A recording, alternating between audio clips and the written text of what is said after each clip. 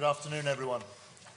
Today, nearly 50 nations were at the Ukraine Defence Contact Group, a powerful demonstration of our enduring and our accelerating support for Ukraine.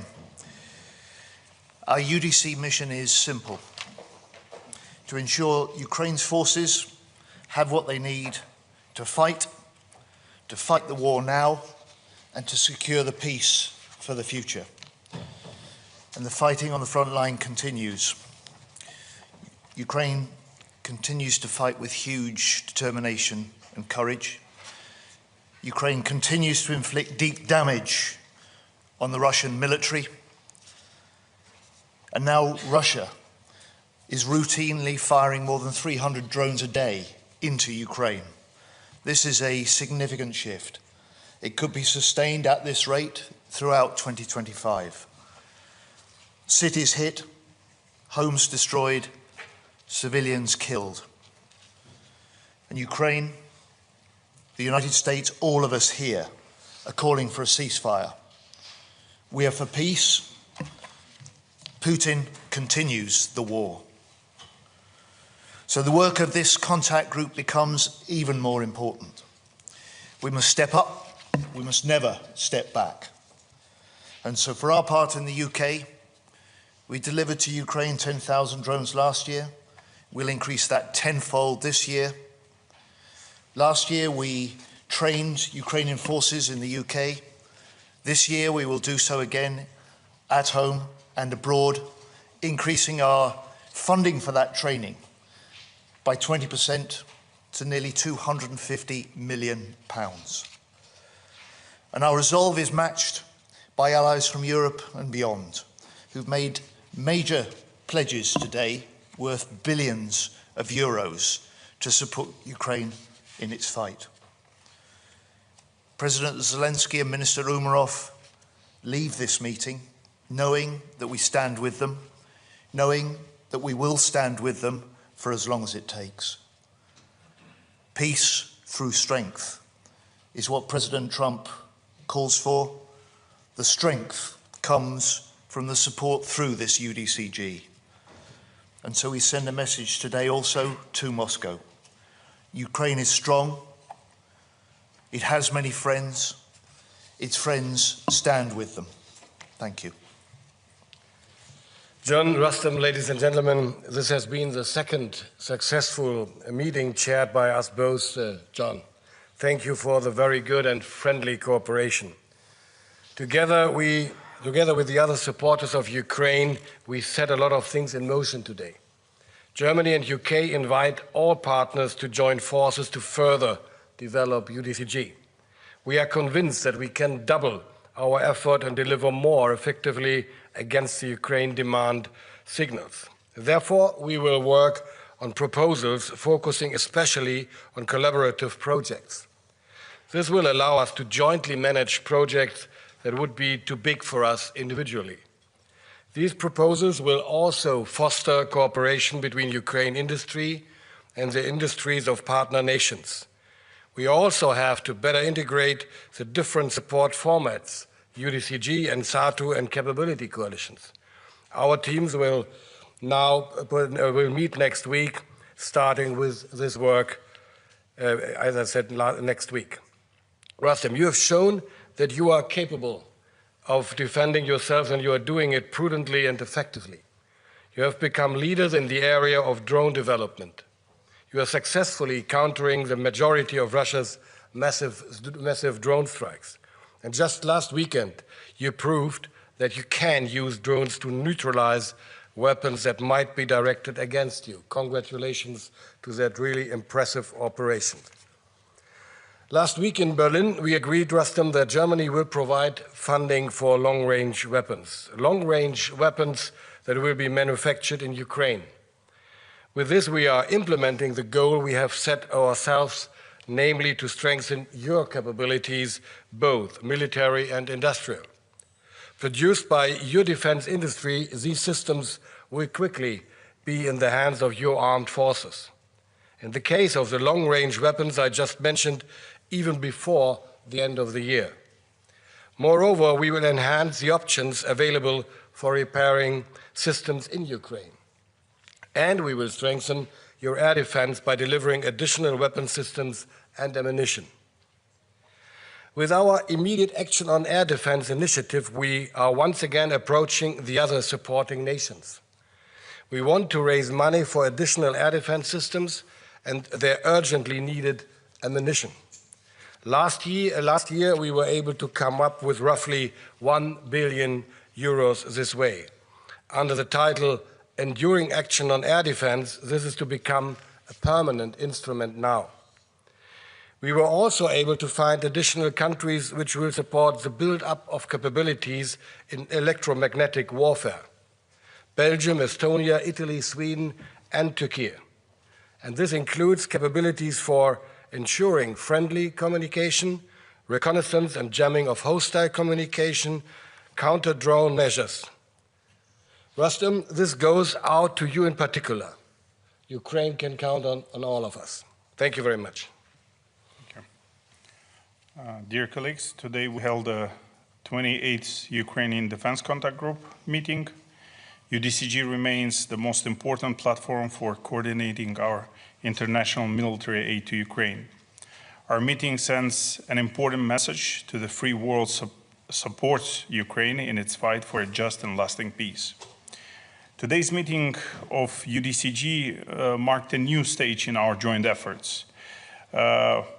We always discuss and was today also approached by some of our closest partners who are providing billions in military aid to Ukraine and who are building joint ventures with us and buying from Ukraine industry for Ukraine needs. Our partners came to me and asked if Ukrainian companies could build factories for producing their cutting-edge products in their countries. Ukraine's military needs are the most important factor for us. I always stress this in our conversations with partners, and our partners said that they are willing to fully pay for all the production from these factories, and that our partners will even appropriate more funding for this. We agreed that products produced under Ukrainian license abroad will go to Ukraine so long as the war lasts. We're looking forward to considering all proposals from the interested partner states.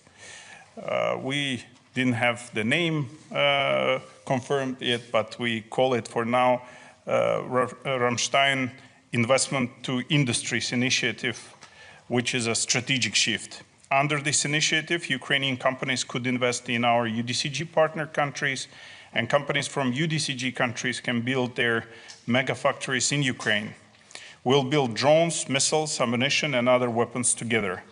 Ukrainian drones have changed the battlefield, and now they will change how Ramstein countries prepare for future threats. The Ramstein Investment for Industries is a major step forward in building a stronger defense of freedom. We hope that the Ramstein Industries Investment to Industries initiative will be supported through the SAFE program. This is a program from EU that will provide up to 150 billion euros for weapons production. Our partners are ready to move ahead.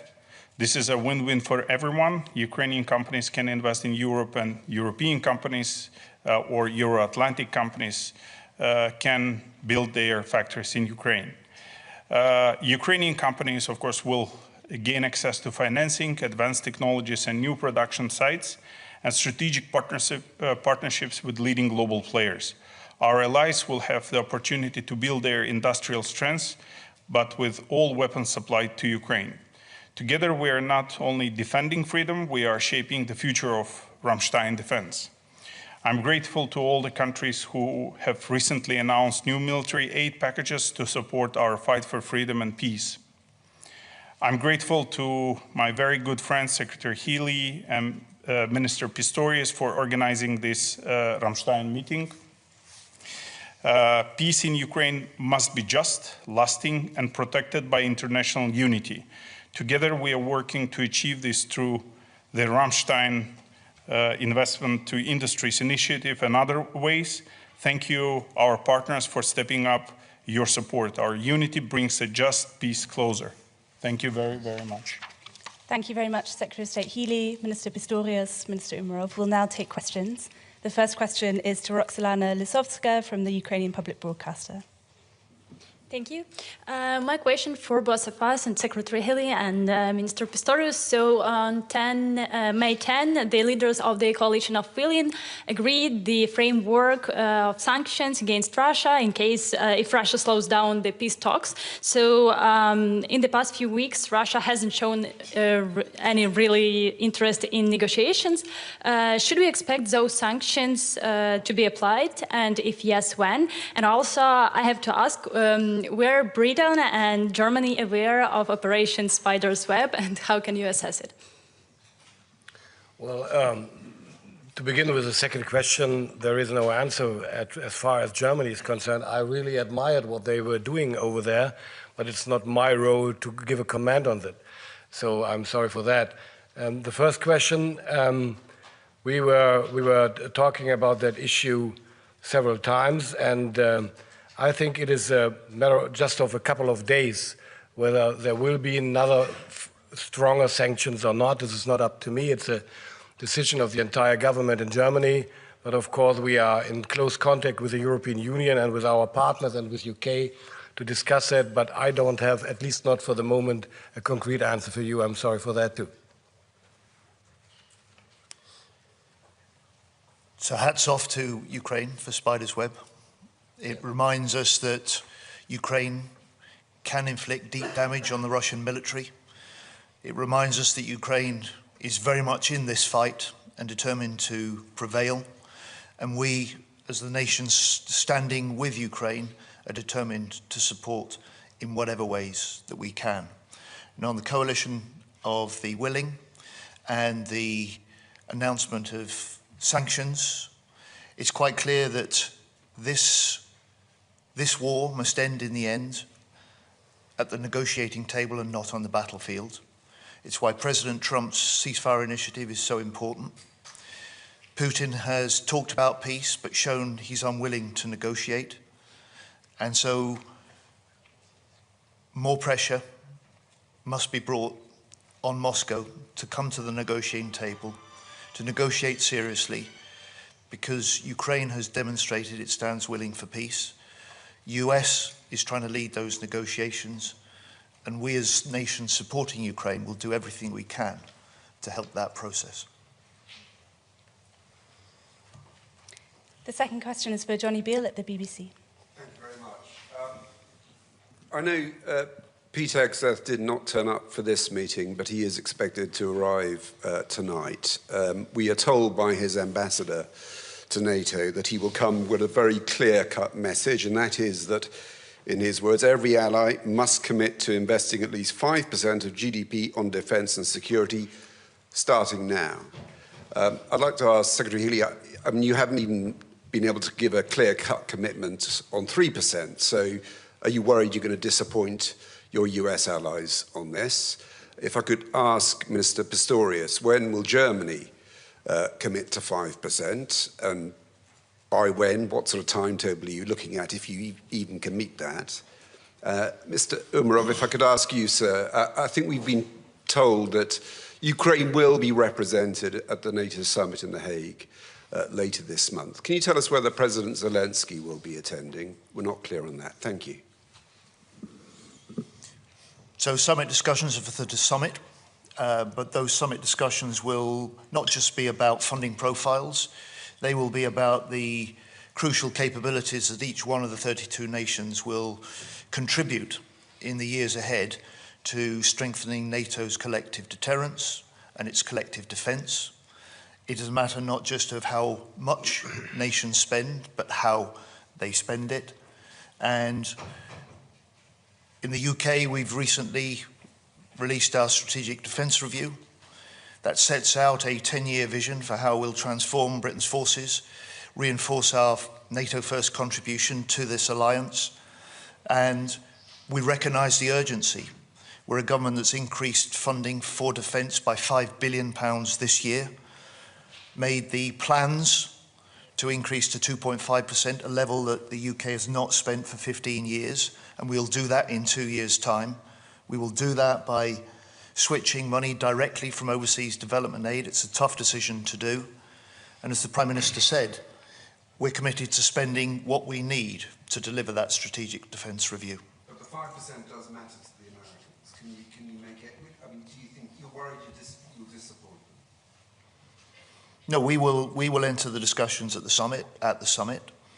The commitments that we make are valued as capabilities to this coalition. The NATO and NATO allies, including the US, value what the UK brings to NATO. We're the only nation with a nuclear deterrent that commits it in full to the NATO alliance, to all of our allies. Yesterday I confirmed that we will double the amount of investment in this Parliament on drone and autonomy technology that will transform our forces, making our commitment to NATO stronger. And I also announced that yesterday we put £1 billion into our laser weapons, Dragonfire. Within 2 years we'll have that in operation on our destroyers, and then the following year we'll put it in the hands of our army, reinforcing the British Armed Forces but making an even bigger contribution to NATO. It's important to measure the nation's contributions to NATO in what we provide as well as what we pay. In the first place, I would like to highlight that there is nobody who really postulates 5% by anybody from now on, because this is really unrealistic. What we are talking about is to increase the percentage in the years to come. This is possible and certainly needed. We will, as John highlighted too, we will discuss that topic on the summit. And it's not about disappointing anybody. It's about negotiating about what is necessary and about what is possible. This is a negotiation between grown-up people and responsibilities in the nations. And what I rather prefer to discuss about is we need and we must achieve the NATO requirements, the NATO capability requirements, and the national ones. This is our task, which has to be fulfilled up to 32 or 33, the latest, whatever. And that costs a ton of money. Let it be 2.5 or 3% or 3.5. But there's one challenge with it which nobody really discusses about. It's not only, as I mentioned earlier, it's not only about the percentage and the money and in euros or dollars or whatever. It is about how much money is really be able to be spent actually at the end of the year if industry is not able to deliver what we ordered. So if I had 3% of the German GDP, which would be 125 billion euros a year, and I can't spend it till the end of the year and have to give back 20 or 30 or whatever billion euros to the finance minister, this guy would be happy, but I wouldn't have spent and I wouldn't have achieved 2% or 3% or whatever. So we have to find a realistic compromise between what is necessary and what is possible really to spend, and we need new instruments for doing that and to enhance the possibilities of our industry in Europe and beyond to produce more than they used to do before. This is a challenge, so it's not only about percentage, but I know I'm not naive. We will discuss about 3.5 or 1.5%, whatever, but what we need is to remain realistic. If we are invited, we will definitely consider it. We shall be invited. You know that Ukraine sometimes not invited. So this is the biggest challenge to us. You can't say who's coming though. If, as I said, we will be invited, I'm not aware of this actually discussion because not my pot of coffee, but we definitely always consider. Thank you. The next question is for Sabina Siebold, Reuters. Thank you. Minister Merov, another question on the summit. We've been hearing rumors there might be NATO-Ukraine Council. at ministerial level, which would affect you. So can you tell us whether there's a NATO-Ukraine Council planned either at defense ministerial level or at foreign ministerial level? And another question to Minister Pistorius. Sorry, again on the timetable for the 5%. Your Lithuanian counterpart today demanded that the target date should set by 2030. The latest, not 2032, but 2030. Would that be something that Germany would be ready to consider and to meet the target by then? Thank you. Well, I would rather prefer not to give an assessment to public statements of my very valued colleague from Lithuania, because this is not about Lithuania or any other state in the Baltics or on the eastern flank. I know the special effectiveness of what is going on in the world, but still, whether we will achieve 3.5% plus X in the year 2030 or 2032 is not really the most relevant question, to be honest. NATO-Ukrainian Council hopefully will be made tomorrow on a ministerial level, and I'm planning to attend it. Thank you. And the NATO summit? NATO summit, I cannot comment. Thank you. The next question is for Kat Nealon of The Observer. Thank you. Defence Secretary, the Strategic Defence Review talks a lot about cyber threats, and you talked about how many the UK has seen. Do you think that we're now at the point where we need greater clarity over whether that type of threat should warrant an Article 5 response? And to the other two ministers, when the Strategic Defence Review was published, there was an expectation that there would be some time for it to be digested in capitals around Europe. Have you had a chance to look at it, and what is your view of that? So you're right that the UK, and it will be the same for Boris in Germany, has been subject to an increasing level of cyber attacks. We in the defence field have been the subject of 90,000, at least 90,000 attacks in the last year, directed at defence across the board, all of which can be linked in some way to states. So there's a level of aggression which is rising. There's a level of threat which is increasing, not just to defence but to the way of life, because it has civilian impacts as well. And that's why we are, as part of the Strategic Defence Review, investing more into our cyber defences. We'll set up by the end of this year a new cyber and electromagnetic command, and that will pull together both our defensive and our offensive cyber operations. I have to confess I didn't read it yet completely, because it's more than, I think, 5 pages. But I read kind of a summary, and I asked my experts in my ministry to give me a bigger overview of what is really written in it. Unfortunately, I don't really know why, but I didn't have the time for it for the moment, but I'm very curious to read it. It's a great product.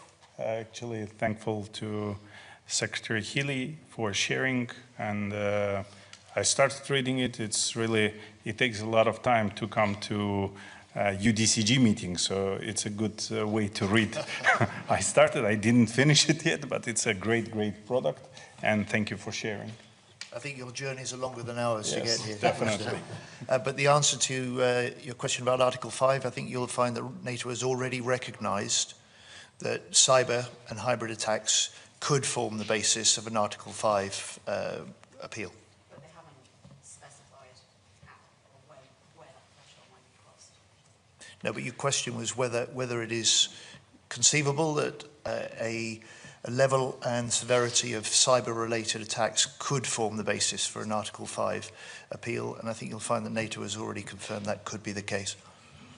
Thank you. The next question is for Stefan Israel from Table. Yes, Stefan Israel for Table Media. So to come back on the absence of the US defense minister, I mean, what does this say looking at the support of the United States for Ukraine, for its defense capabilities for the future, looking at the summit also. And then a second question for Minister Pistorius. Can you confirm there were reports that Russia destroyed IRIS-T system, I think, recently these days? I can't confirm it, at least not at the moment. Oh, look, the American challenge to the European nations is clear. It was there in the first UDCG that the UK convened and I chaired, and that is that it rightly is looking to European nations, and we are leading in Germany and the UK together through the UDCG to step up and do more in our leadership of the support of Ukraine. We have, we are, and we will. And the final question is for Ukraine from Dmytro Shursko. Dmytro Shursko, National News Agency of Ukraine, thank you for the floor. To State Secretary Gili and to Minister Pistorius, if I may. Tomorrow, you will, among the other defense ministers, discuss the new ambitious defense spending. So what is your perception of the idea to channel at least some part of these new defense spending to be approved in GAG to the fixed assistance to Ukraine, to make that assistance more predictable? And for Minister Umerov, if I may. We know from the media report that China sharply reduced the export of components of FPV drones not only to Ukraine, but also to European partners, so that to reduce the production of these kind of equipment. Had the front line felt that kind of development? And is it possible to fill the gap using the Ukrainian industries and maybe potential and capacity of the European industries also as well? Thank you.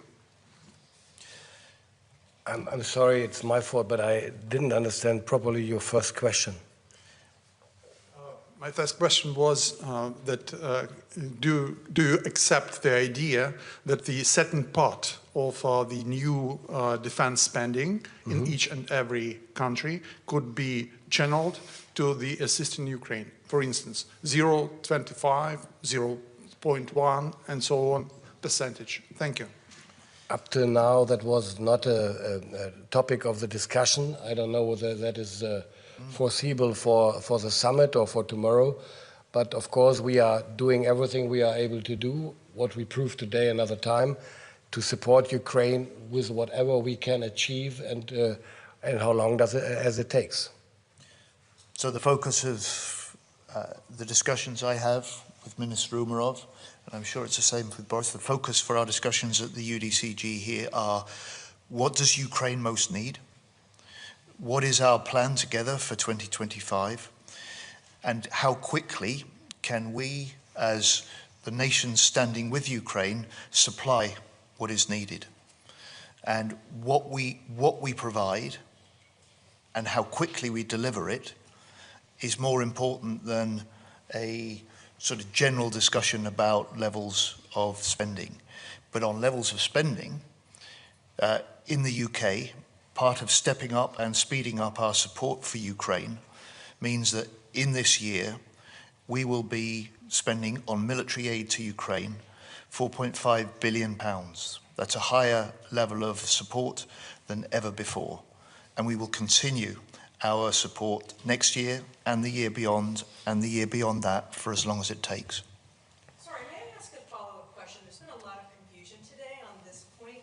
When you talk about GDP, I'm sorry, I'm Lara Jakes, I'm with the New York Times. When you talk about GDP percentages, whether it's 3.5% or 5% or whatever, will the definition of core military capabilities for domestic defense now include aid to Ukraine? I think that's what we're trying to understand, if that's part of the discussion right now. Thank you. It's not part of the discussion today at all. Yeah, I'll answer. Our capacity or capability in Ukraine to produce drones is up to 10 million drones, and it costs us $11 billion. We invest up to $5 billion, and there is a gap of $6 billion. So that's what I addressed to UDCG. As for your specific question, on FPV, we are able to produce ourselves, but we have a shortage of finances. On Mavic drones, which is Chinese production, there was reports of, let's say, that it was redirected to Russia rather than to Ukraine. We have experienced the problems of purchases through different channels, through different countries. We've tried to manage to procure them from all of the UDCG members as well. And we, in addition to it, we started a program to localize these drones. We achieved it in several months, but before, from the time they start redirecting it, we had experienced problems, but now we have Ukrainian-made, let's say, product that we are procuring and closing the gap. Thank you. Thank you very much. That concludes this press conference. Thank you all. Thank you, Ministers. John?